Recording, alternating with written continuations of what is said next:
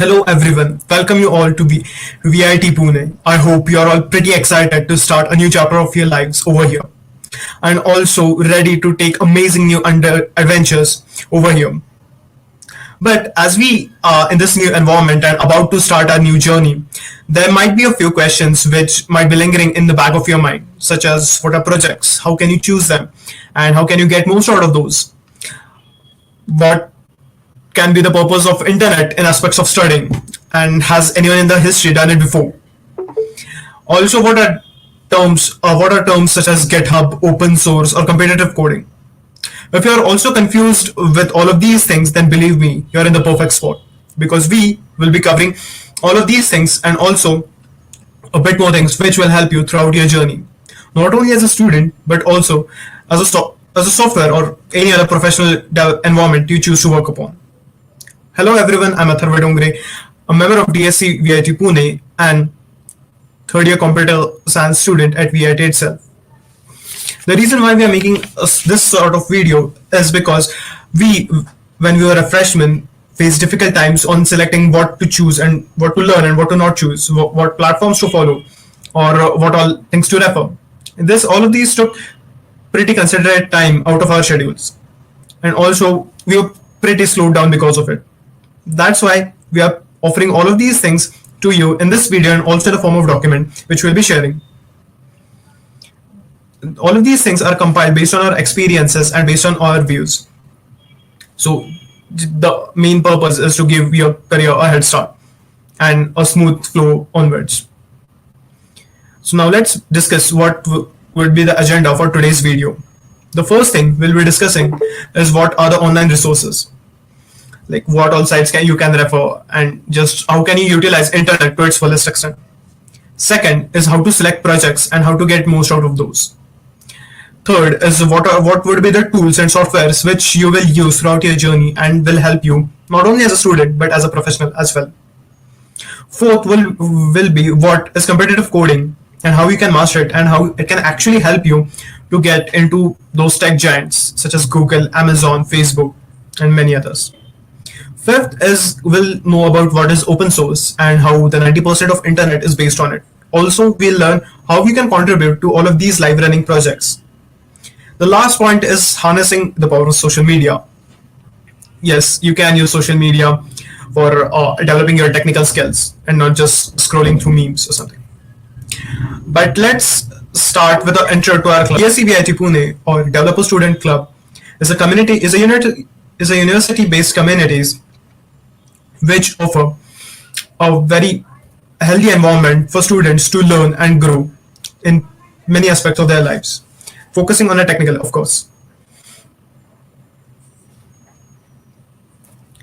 This aim of ours is achieved by first conducting free events and workshops throughout the semester, throughout the year, and second by conducting projects which are industry related or for small businesses and startups or organizations. The events which we conduct are based on the cutting edge technologies which are available out there, so that you can get a hands-on experience on what is actually being used by professionals in a real-world environment to solve real-world problems. And projects that we develop are also based on real-world problems. So both of these things are free, as we think we owe a lot to the society and we think this is a way of us to give it back to them. Now let's start with the first topic of the discussion, that is how can we use internet as a source of information and to help in our studies with the course.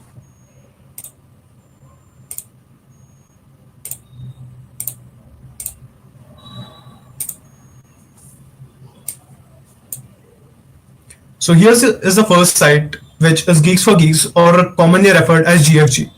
This site is pretty common among software enthusiasts or technical or engineering students. This site offers technical courses on data structure, algorithm, and other languages such as C++, Java. It also offers an online compiler so that you can actually run your codes on the site itself rather than installing and downloading everything on your local machine. As you can see, this site also offers interview preparation kits. It includes all of the experience by people who have actually given and succeeded in getting a job over that particular company. It also offers course related materials such as operating systems notes and concept clarification like tutorials. These tutorials and notes are pretty detailed and will really help you throughout your course over here. The second side comes into picture is Tutorials Point. Tutorials Point is similar to Geeks for Geeks or GFG, but the aspect in which it differs, it's more specified towards learning languages. The second site is Java T Point. It goes a bit more advanced in teaching us new concepts, as it covers different topics such as PostgreSQL, MongoDB, Vue.js, and many more things. Don't worry if you don't get these things right now, as you'll get to know and learn about each of them in detail throughout your course or throughout your study. Then comes the Stack Overflow. Stack Overflow is the site you'll be referring to almost 85 to 90% of times when you're coding. Believe me, it offers all of the answers to the questions that you'll face throughout your project, almost all of them. It offers solutions from actual and experienced developers to your normal or mundane questions. There's a high chance that the questions that you're facing or you might face in the future, it's already been answered by someone else who is a lot more experienced. Then comes a few of the YouTube channels such as Apnura, KnowledgeGate, and Gate Smashers. These these YouTube channels are a great source to learn new content and content related to especially Gate and engineering related courses. All of these channels are kind of software oriented or suitable for computer science background people. So yeah, if you're from a computer or circuit branch related student, then these are great resources you can refer. Then comes Tutorials Point YouTube channel and Khan Academy. Both of these channels are highly recommended for people who are from non-circuit branches such as mechanical and Elex ANTC people. But the thing with all of these resources is they do not provide proper certification. That means you'll only get the skills from these platforms and not a valid or paid certificate. If you're really interested into certifications or if you really want a certificate for the skills which you learn, then we recommend a few sites. First of them being the Udemy. Udemy is the most cheapest site out there, and it provides different courses on different topics, not just technical but as well as non-technical, about marketing and business management and many more things. It is the most cheapest site, as I mentioned earlier as well. Next comes is Coursera. Coursera offers a bit more authentic courses as compared to the previous one, but is a bit more expensive. The courses which it offers is from international universities such as Harvard, Stanford, and MIT as well. It covers both technical and non-technical topics. In technical, it can learn you plethora of languages, new technologies, and many more things. In non-technical, it covers things such as arts, philosophy, psychology, business management, finance, economics, etc. Then comes the most reputed website out there. That's the Udacity. Udacity offers something known as nano degrees, which are highly specific to a particular branch. Right now, it's the most expensive platform out there, and its certificate adds huge weight to your resume and your profile. So that's it from my side now. We'll be continuing with other topics as well. But remember, but one more thing, we'll be having a surprise for you at the end of the video. So please make sure you watch it till the end. Thank you.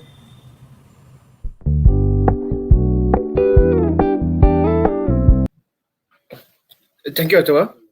Hi, I'm Rohit, a member of DSC as well. So let's talk about why or how building a project is important and would play a vital role in building your resume. Coming on to the projects can be considered as one of the sacred parts of your term. It's when you implement all your learnings into a live working model, and the successful working of one is a reward of its own kind. There's no limit to emphasize the value when it comes to one's project. Your projects represent your learning and knowledge on your resume. In first year, students will be asked to make projects on different domains such as the EDI and SDP, which will only let you explore to a certain extent. Hence, to use your potential to its maximum, It is suggested for every student to at least work on one individual project of their own. Well, when you're in first year, everyone's going to have common subjects, but doesn't mean that one works on a project totally different from their branch or their field of study. For example, if a student of CS branch who is interested in software engineering for future works on a project that is completely different or is based on ENTSC branch, for example, working on a circuit simulation or others, it doesn't add any value to the resume of the student, CS student, as they haven't worked on their core subjects. Instead, working on a project of his or her own branch will benefit them in updating their resume. Companies reading about you won't be interested in your project, which is completely different from your field of study. Note that. Adding on to this, while working on a project, it is most suggested that they work on projects that provides a solution to the current industrial problem and matters that can be easily researched online. So, working on a project related to your core subject is important. As a matter of fact, it would be considered as your advantage as well. Once the project is ready with complete implementation, adding just the completion of project in one's resume doesn't give any value to the project as it isn't recognized or hasn't come to the notice of anyone. Hence, to add the project's benefit, it's always suggested that students publish a research paper on the project they worked on. So, what is a research paper? A research paper is basically an academic writing based on your original research on a particular topic or project and analysis together with interpretation of research findings. Coming on to the publication, when it comes to creating our own models and projects, publication of paper or patent on it is like adding a golden star to your creation. While choosing a particular field to do a project in should be utmost taken care of. In addition to publication, students also have an option of showcasing their project on various hackathons that is available online as well as some which a college provides as well. One of the things to remember when doing a project is the relevance and implementation of the project. Hackathons such as Hackverse 2.0, Space Jam, Hackabash are few of many listed hackathons available. So, this is the link to the hackathons available online. They follow, which will be later on shared to you.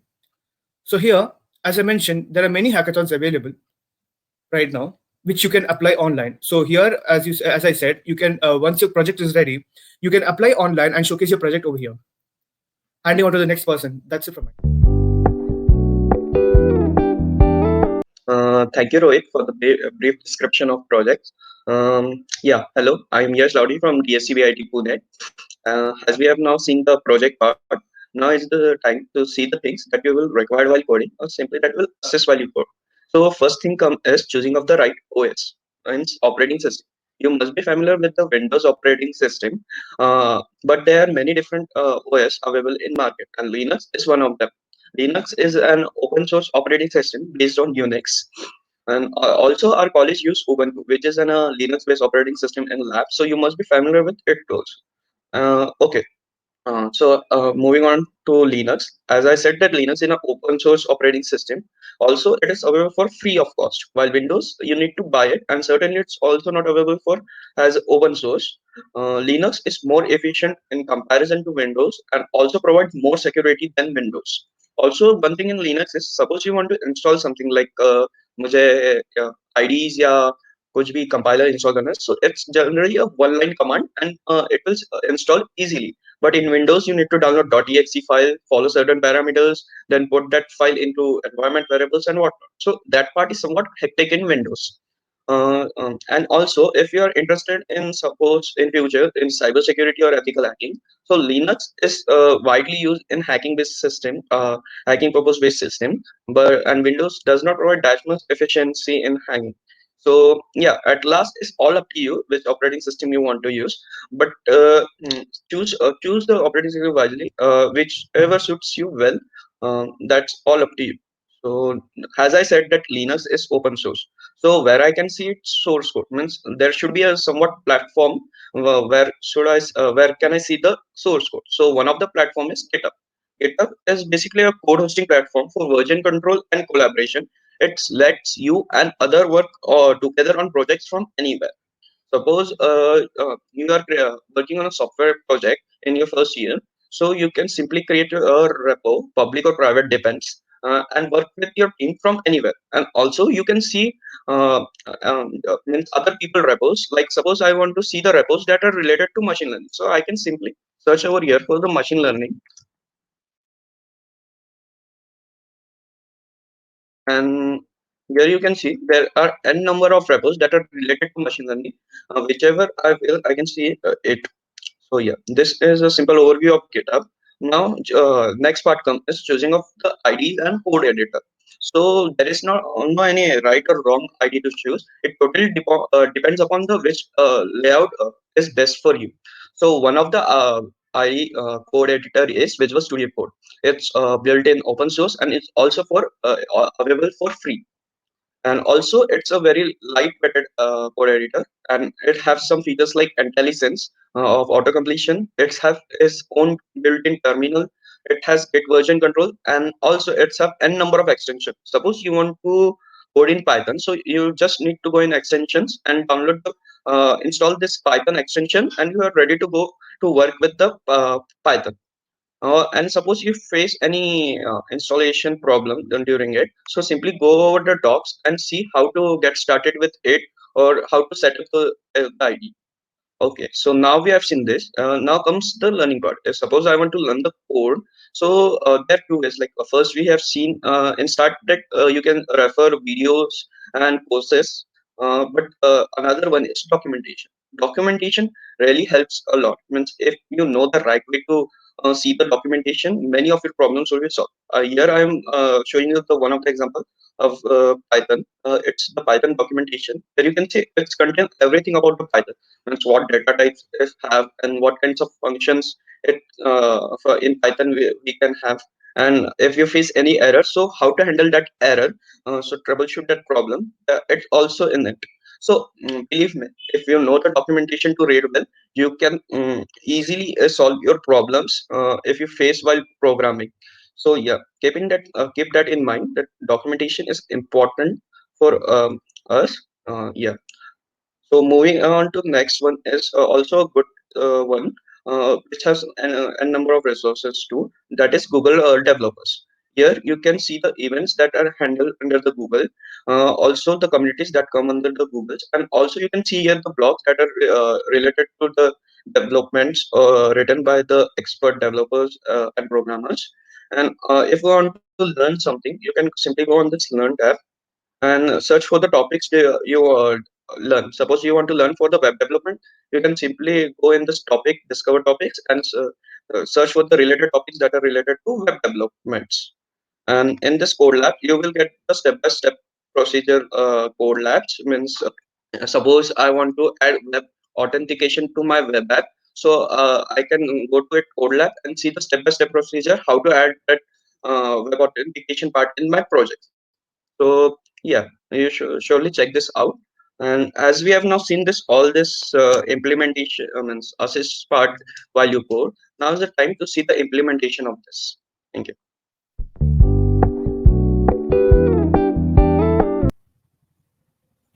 Thank you so much, Yash.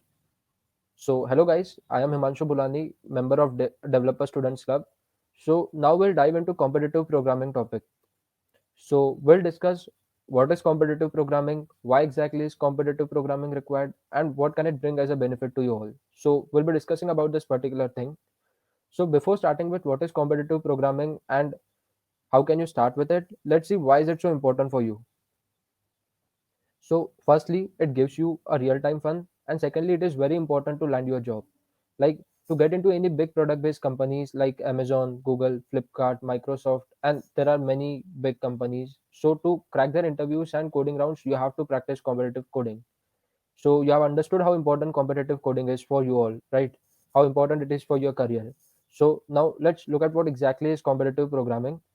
So it is basically a kind of competition where they will be coming up with a use case. They will be telling you that you have to actually solve this particular problem by writing your own logic with the help of data structures and algorithm, considering some time constraints, considering some parameter constraints and all. And based on that, you have to actually get the output.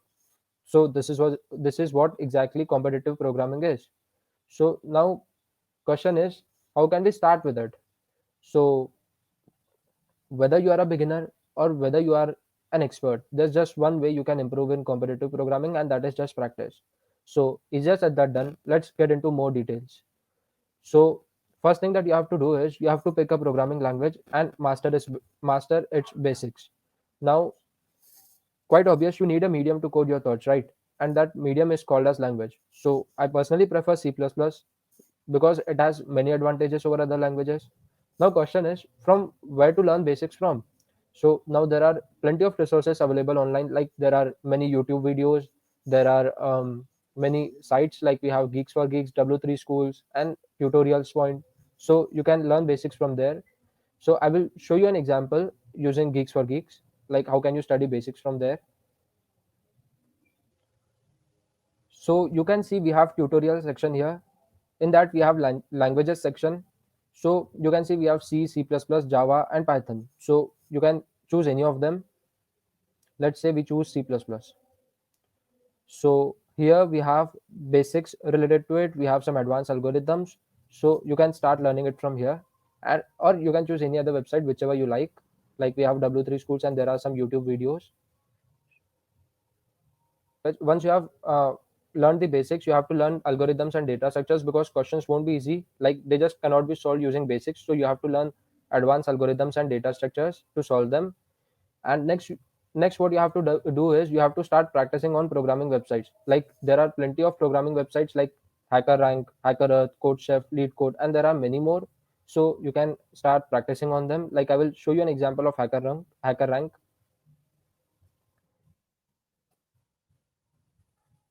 So like let's say we have to solve questions related to C++. So we can start practicing.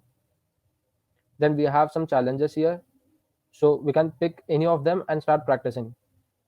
So uh, this is how you can start practicing on programming websites.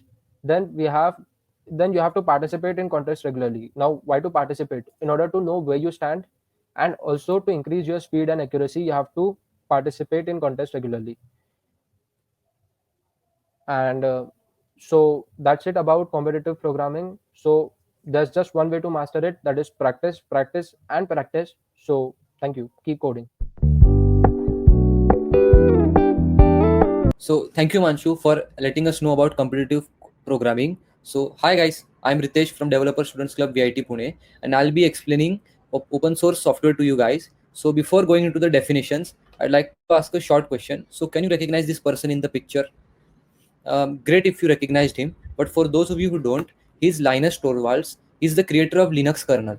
So the Linux kernel currently powers millions of devices around the world, including computers, Android devices, and even microcomputers. It can run on microcomputers having only 16 MB of RAM to even supercomputers. And the best part is that Linus, rather than selling this as a commercial product, released the kernel for free and also made it open source. So this is one of the most influential open source projects, and I think you'll be using Linux products in the future and currently as well.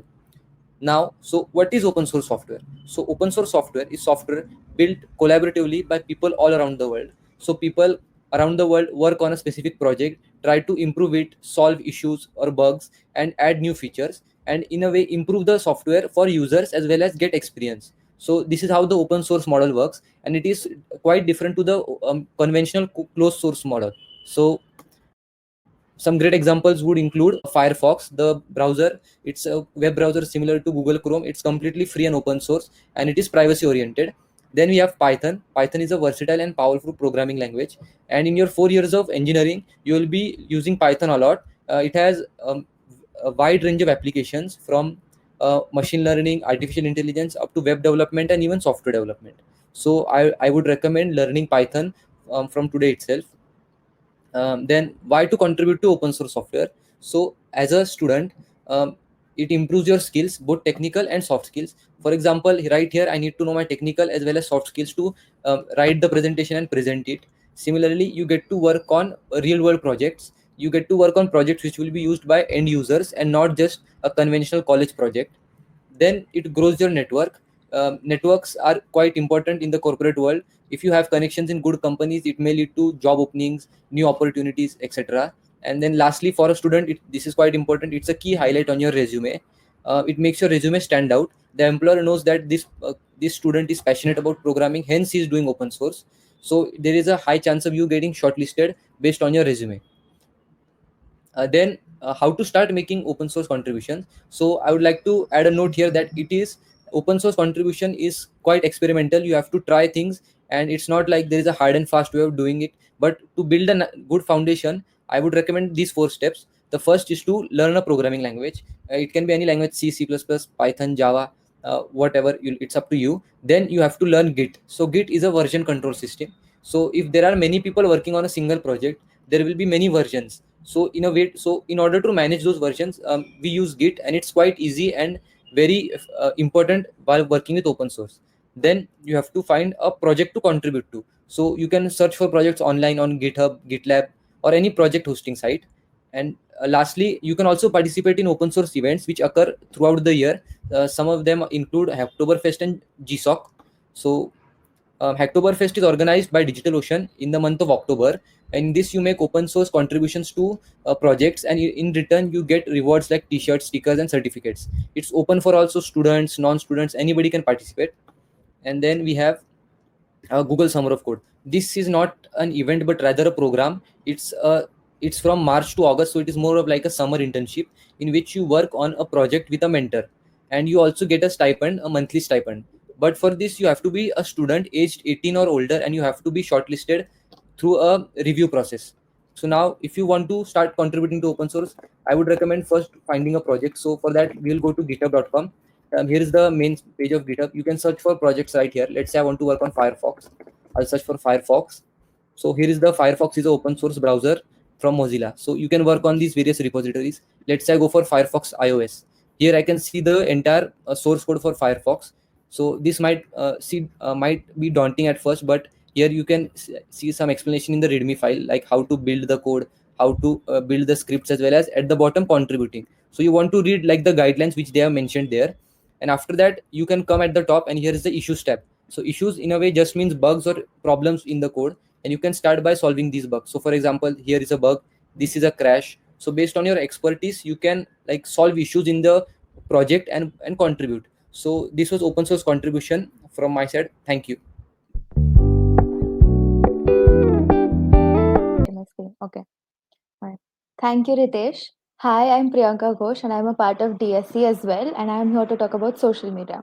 So, social media, as we all know how massive and influential it can be, there's a useful side to social media other than just scrolling through memes.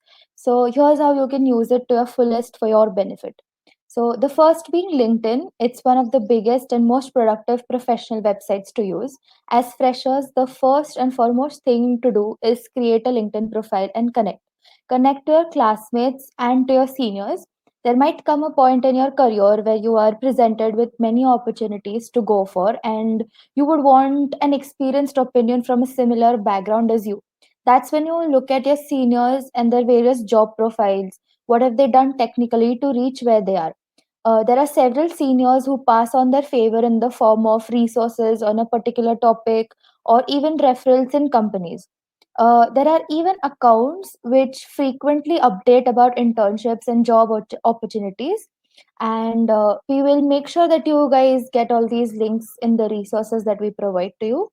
LinkedIn personally has helped to gain perspective for future plans and knowing what the current industry requires.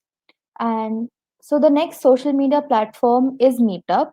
Meetup, it's an organization for creating communities of like-minded individuals. You basically host an in-person event or attend an in-person event, or now, as of now, a virtual event to converse with a particular community. As you can see, there are various events based on career and business, outdoors, and even there are webinars on technology. So the next platform is Telegram. Telegram is what you can call as the WhatsApp substitute to communicating. Telegram offers publicly available groups which you can find just by typing your interests in the search bar, where people share study materials and informative sources about a particular topic as well. Then the other platform that we can talk about is Discord. Discord is the newfound way of communicating in this era of pandemic. There are various channels focused on learning together.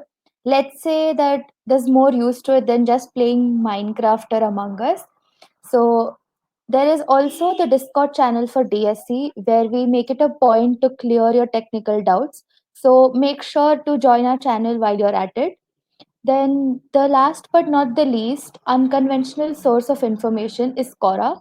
Trust me on this because Quora has the most personal and experienced answers to your queries. Let's say you need to know about a particular institute or a company and their work ethics. 9 out of 10 times you will find an honest answer from an employee on Quora. Here I've just typed out what after engineering, something I think that a lot of us stumble upon, and there are already 100 plus answers for this.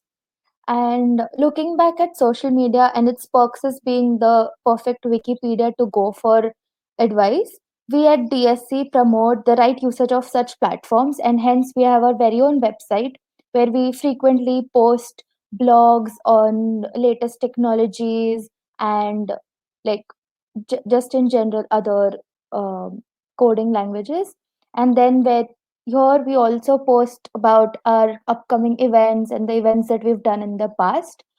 We also have our official Instagram page where we put up Tech Thursdays as a part of, so that you get a bit of information through your scrolling time as well.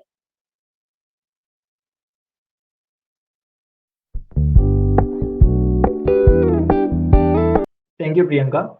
Hello, everyone. I'm Sarvesh from DSC VIT. So as of now, we heard about various things such as projects, social media, GitHub, etc., etc. So basically, guys, this video was short just because we wanted you guys to get acquainted with various things that we thought would be useful for you. And we wonder if someone would have told us about this in our first year, it would be very beneficial for us. Like GitHub and all, we used to share codes through WhatsApp like noobs. And yeah, if you guys want us to take a short or a detailed workshop over topics like GitHub or say LinkedIn or anything, let us know in the comment section. Also, if there are any concern or questions by your side, you can post it in the comment section and we'll be very happy to answer you out there. And as mentioned by Atharva, we have a surprise for you guys. So yeah, here it is. So DSC presents to you a basic to intermediate workshop on C++. The main question is, why should you learn C++ with us? I think our video must have answered that question for you. So don't forget to register for C++ workshop, which would be absolutely free of cost, as when it comes to DSC, everything is free of cost. And all stuff from basic to intermediate would be taught. Also, guys, session is open to everyone from FY to whosoever is interested in learning C++. All you need to do is just register for the event. The forms will be out soon. And do follow us on Insta and join our Discord channel to stay updated. We'll also be posting our events on our website. So do check that out regularly. So here we end our video. Thank you.